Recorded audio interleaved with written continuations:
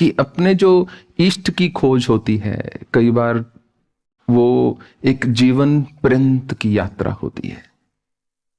और कई बार ऐसा होता है कि होता है ना, कुछ लोग वो सारी उम्र खोजते रहते किसके साथ शादी करूं।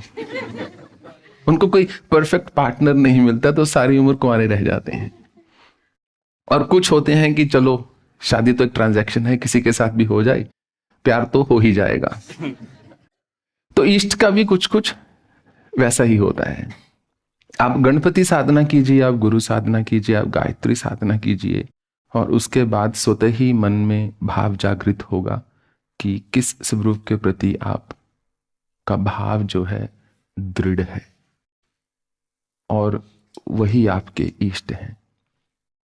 विचार करने वाली बात यह है कि यदि आप किसी को इष्ट धारण करते हैं, किसी देवता देवी को, स्वरूप को, तो ये इच्छा रखकर धारण नहीं कर सकते कि मेरे ये 4 कार्य हैं, ये पूरे हो गए तो ये पक्का मेरे इष्ट हैं, नहीं हुए तो अनिष्ट हैं। तो ऐसा मन में किसी इच्छा की कामना से इष्ट को धारण नहीं किया जाता।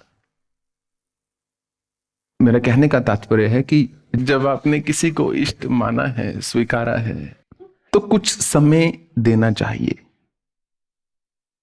2-3 वर्ष जब ध्यान कर लेना चाहिए उस इष्ट का, 8-10 पुरुष चरण कर लेने चाहिए।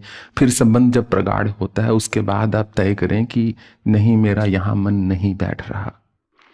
और एक और भी चीज होती है, कई बार आप एक स्वरूप पर ध्यान लगा रहे हैं, उनकी जब आराधना कर रहे हैं, परंतु आपका जो मन है किसी और विग्रह में, किसी और स्वरूप में लग जाता है।